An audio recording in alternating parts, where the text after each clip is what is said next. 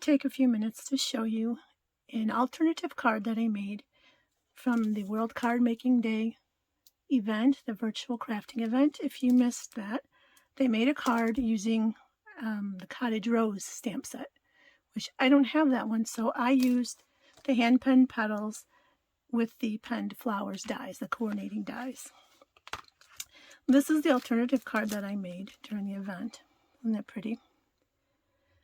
This card takes, it uses several different techniques that might not be obvious in looking at it, but one is just the subtleness of using a neutral color in the background and then having your main focal point really pop off the page. And it also uses two different colors of greens on the flowers, or on the leaves rather. And there's also one other technique with the pearls that I'll show you. So I'm going to make a different alternative project. This time I'm going to use this stamp, and I've already stamped it and die cut it using the dies. Okay, so I'm going to set this aside. What I'm going to do is color it. Now if you notice on this one was colored using the Stampin' Blends. For this one I'm going to use the stamps that come with the stamp set to color in the images. They don't, however, color in the image completely. It's more of an artistic look. Yeah, I'll show you. You'll see what I mean when I stamp it. So I'm going to use Blushing Bride on this. The original one was Flirty Flamingo, I believe. So I'm going to use Blushing Bride on this one. So I'll have a slightly different look, different color. I'm going to go ahead and ink up. This is the stamp that colors it in, okay? So I'm going to line this up. Like I said, it's not perfect, so you don't have to worry too much about being exact. Stamp that down. Okay, now see how it just kind of gives it some color. The white space is meant to be there. Now I'm going to do the same thing with the flower.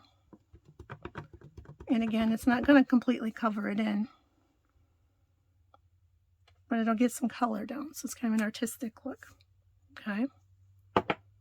At first glance, maybe you don't like that, but you'll see it'll look really pretty when it gets filled in. I'm going to also take I want a little hint of yellow in the center here, so I'm just taking a Daffodil Delight Stampin' Write marker and just kind of give it a little bit of a yellow. It's not really going to show up too much, but give it a little color. Now, for the leaves, same thing. You've got stamps that do that, but they don't fill it in completely. And I want to do something, I want them to have, I'm using one color, I'm sorry, and this is Garden Green. And I want it to have a two-tone effect, kind of like this one did. This one had Old Olive and Soft Seafoam. But I'm just going to use the Garden Green. And for this smaller leaf down here, I'm just going to stamp full on in the Garden Green. Okay. And then for these up here, I'm going to stamp off once. And then stamp. So it'll have a lighter look. Okay. So you still get some of that variation in color. And then this one here, I want to do that one too, but the leaf is too big. It's going to go up into the flowers. And I'm going to use the littler one to do that one. So just to put a little color there. And again, stamping off on that one. Okay. Now I also want to put some color in the stems. And to do that, I'm just going to get some ink on my lid. And I'm going to use the old-fashioned blender pen to pick up some ink. And I'm just going to color that in.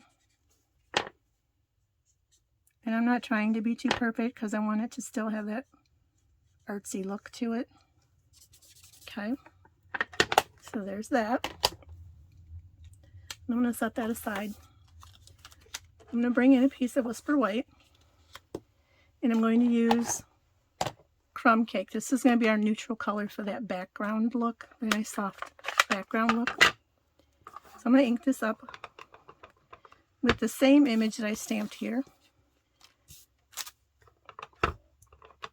But I think I'm going to stamp off once on this one, kind of make it a little more subtle in the background. So we'll stamp off once, and then I'm going to stamp one this way.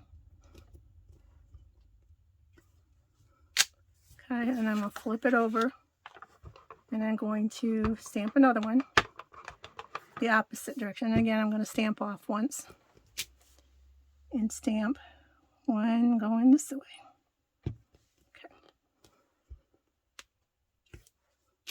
Okay, I think that's all I'm going to do on the background of this one. See, the original one, you'll see, had kind of a four corners thing going. I'm just going to do the two on this one. And then, what else do I want to do? Oh, during the World Card Making Day video, they did some coloring in just to kind of add some contrast in the leaves here. And when I did this one, I used the blender pen, or I'm sorry, the blends, Stamp and Blends marker. This time I'm going to just kind of do a little bit with a blender pen, kind of. Oh, you know what? I think I want it to be a little softer, so I'm going to use my water painter instead. So I'm going to get some ink on here. Just want it to be a little more subtle. And pull on a water painter. Get some water in there. And I'm just going to do the leaves like we did before. A little bit softer look.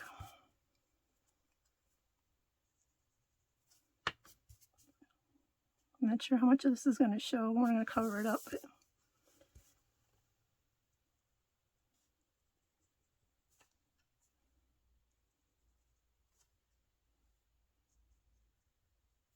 okay, there's that. Now, we're just going to put this up on a card base with dimensionals.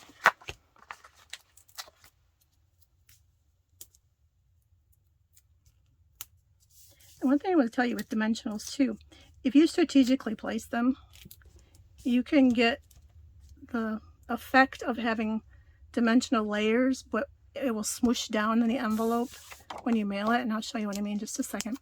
So I'll put this down first. Now I'm only putting it on the four corners, okay? Nothing in the center. When we put this down, let's see, we'll put the darker one up top.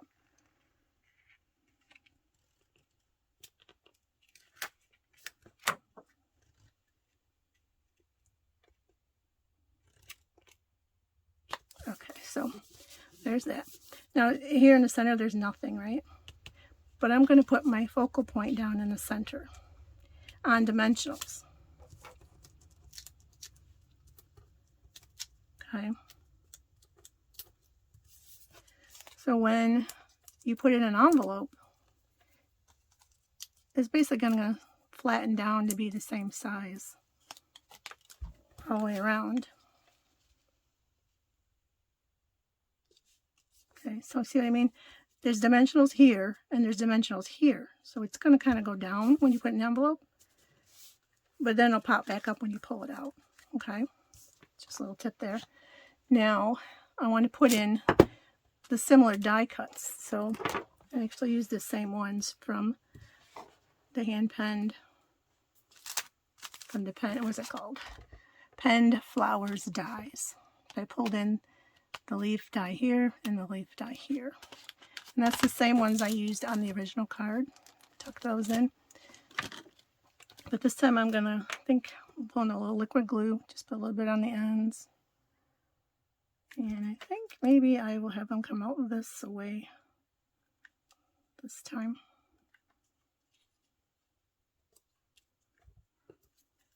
Put a little glue, tuck it under there. And these were die cut from the crumb cake cardstock. Okay.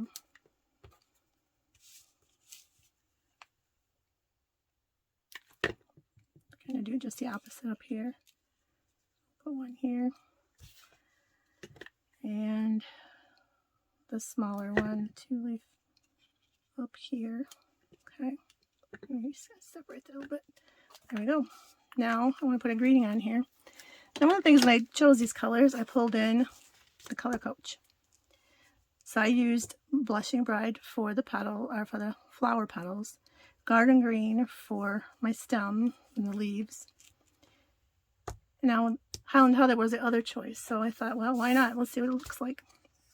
So I stamped my greeting on Highland Heather. I think I'm going to trim that down a little bit. It's a little too big for me, so let's just kind of cut it down.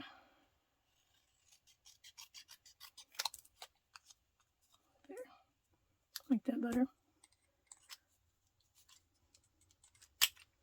Okay, now you can put this straight down.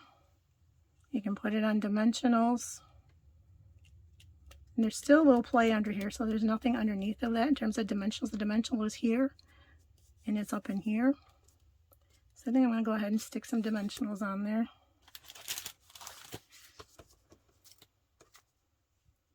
And put them towards the end.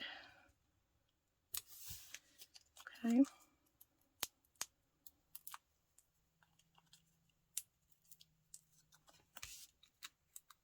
Let's go ahead and stick this. Maybe right in there. Okay. Now I kind of feel like it needs to be pulled together a little bit since I put that Highland Heather on there. So what I'm going to do is take the Iridescent Pearl Basic Jewels. These are so pretty. They've got that pearlescent look to them. I'm going to take the Highland Heather Stampin' Blends, and I'm going to color maybe 3 of these with the Highland Heather. It's going to be a little subtle until you actually see it on the project, but you just kind of paint this color onto the blend, or from the blends onto the pearls. It will pick up that color, and it will dry on there, but you'll still get the pearlescent shining through, which is kind of cool. Okay, so maybe just go with 3 or 4. Let's see. Maybe 3. We'll see. Okay. Now, make sure this is dry. I just shook them off. Okay.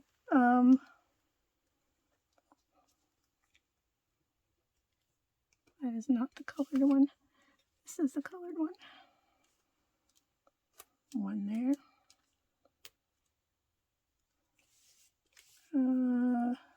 One here. And of course, the other one hit the floor somewhere, so let's color another one. I'll find it in a minute. I can't believe I did that. It's always fun in the craft room, isn't it? Okay, there we go. So we got a third one going now. So we put this one over here, maybe on this side, to kind of tie it all together. I don't know, what do you think? These are the 2 different. Let me pull the other one back in. I'll pull it out of its sleeve so you can kind of see it a little better. We have the 2 alternatives. This one, and then we have this one. This one might even be pretty if we pulled in some purple ribbon or something, but for now I'm going to leave it like that. What do you think? Tell me which one you like better in the comments. A, with the Flirty Flamingo, or B, with the Blushing Bride. I hope you found it helpful. There's a few tips that hopefully you can incorporate in your crafting. Thanks, and have a great day.